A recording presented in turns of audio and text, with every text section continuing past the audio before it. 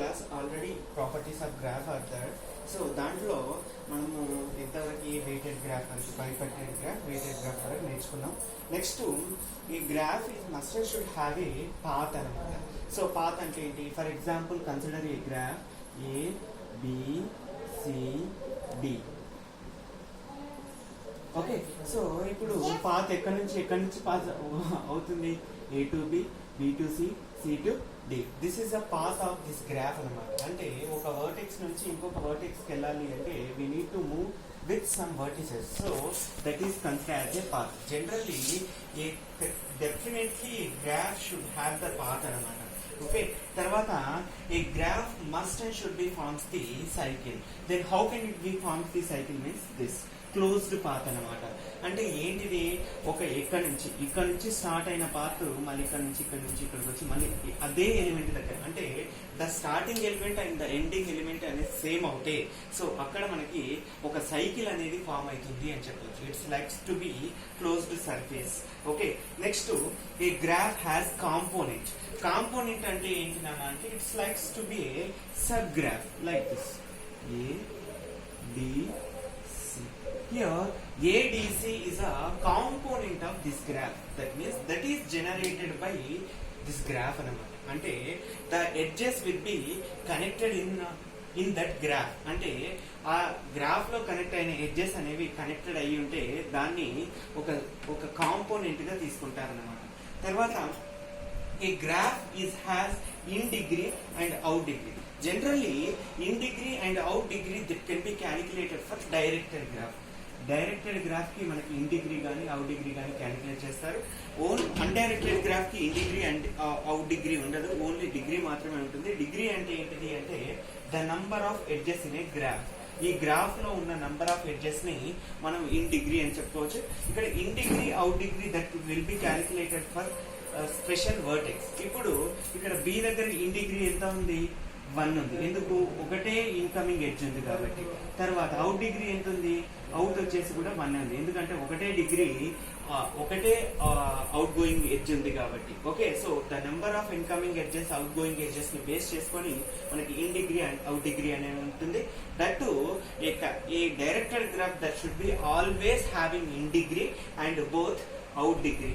Next last one, a graph has self loop means that is a graph having the a vertices having the edge itself. అంటే ఒక vertices దానికదే edge ని కలిగి ఉంటే దాన్ని loop అని చెప్తారు, సెల్ఫ్ లూప్ అని చెప్తారు, దానికి అదే ఉండడం. Okay, so these are the properties of a graph. Then after దీంతో పాటుగా ఇంకొన్ని ప్రాపర్టీస్ ఉన్నాయి. So those are the special properties. Actually అవి ఎక్కడంటే అక్కడ యూజ్ అవ్వవు, only some calculation of graphs లో మాత్రమే యూజ్ అవుతాయి అనమాట.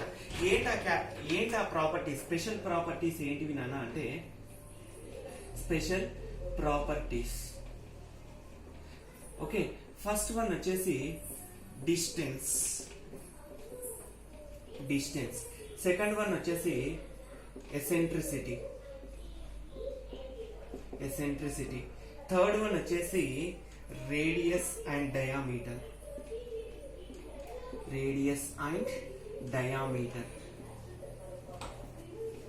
ఫోర్త్ వన్ వచ్చేసి సెంట్రల్ పాయింట్.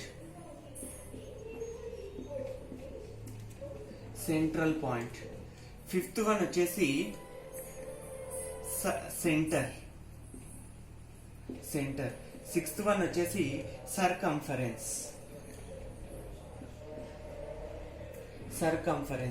సెవెంత్ వన్ వచ్చేసి గిడ్త్. ఎయిత్ వన్ వచ్చేసి some of degrees of vertices.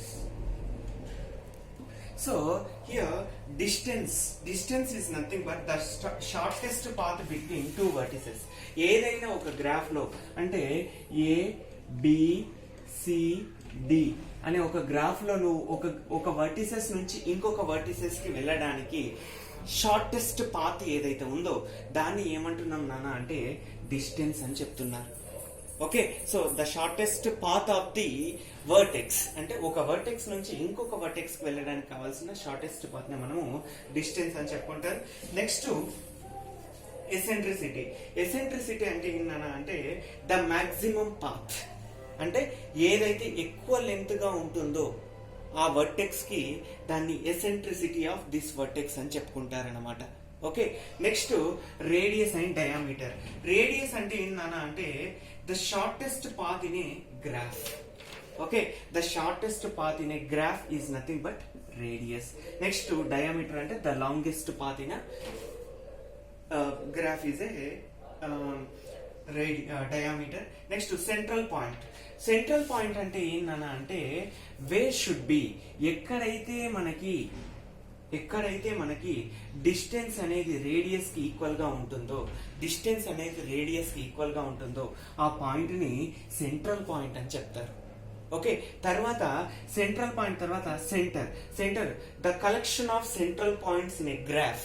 అంటే ఒక పాయింట్ దగ్గర, ఇప్పుడు ఒక పాయింట్ దగ్గర రేడియస్ అనేది డిస్టెన్స్ అనేది ఈక్వల్ అవుతుంది, దాన్ని సెంట్రల్ పాయింట్. అట్లాంటి సెంట్రల్ పాయింట్స్ ని కలిపితే వచ్చేది మనకి ఏంటి అంటే సెంటర్. ఓకే, సో తర్వాత సర్కంఫరెన్స్. సో సర్కంఫరెన్స్ అంటే ఏందన్నా అంటే నువ్వు షార్టెస్ట్ పాత్ కాకుండా నువ్వు ఒక ట్రావెల్ చేస్తున్నావు అంటే ఒక పాత్ లో ట్రావెల్ చేస్తున్నావు అంటే దాంట్లో ఉన్న అన్ని వర్టిసెస్ మిక్స్ అవ్వాలి ఖచ్చితంగా. అంటే ఒక పెద్ద సైకిల్ లాగా, ఇప్పుడు ఇవే కాకుండా ఈ ఎఫ్ అని ఇలా రెండు ఉన్నాయి అనుకో. సో ఇలా ఉంది, నువ్వు ఇలా వెళ్ళొచ్చు, ఇలా అయినా వెళ్ళొచ్చు. బట్ కాకపోతే ఏంటిది, ద లాంగెస్ట్ పాతే కన్సిడర్ చేయాలి సర్కంఫరెన్స్. ఇప్పుడు సర్కంఫరెన్స్ ఆఫ్ ట్రయాంగిల్ అంటే ఏంటిది, రెక్టాంగిల్ అంటే ఏంటిది, దీని చుట్టూ ముట్టు అన్నమాట. ట్రయాంగిల్ అంటే ఇదంతా కూడా, అవునా? అంటే ఏంటిది, ద అవుటర్ మోస్ట్ పార్ట్ అన్నమాట. మొత్తం లాస్ట్ లో ఉన్న పార్ట్ ఏదైతే లాంగెస్ట్ పాత్ అని కూడా చెప్పుకోవచ్చు సర్కంఫరెన్స్ ని సింపుల్ గా. తర్వాత గిడ్త్ ఏంటి అంటే the number of edges present in the shortest path. ఇక్కడ ఏదైతే లాంగెస్ట్, ఇక్కడ సర్కంఫరెన్స్ అంటే ఏంటి అంటే the number of edges present in the longest path. అంటే మనం సర్కంఫరెన్స్ టోటల్ ఎంటైర్ గ్రాఫ్ చుట్టుముట్టు చూస్తుంటాం కదా, చూసేటప్పుడు అక్కడ ద నంబర్ ఆఫ్ ఎడ్జెస్ ఎన్ని ఉంటే దాన్ని సర్కంఫరెన్స్ తీసుకుంటారు.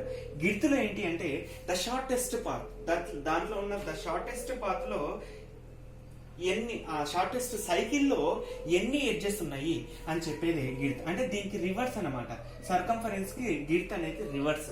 తర్వాత some of degrees of vertices.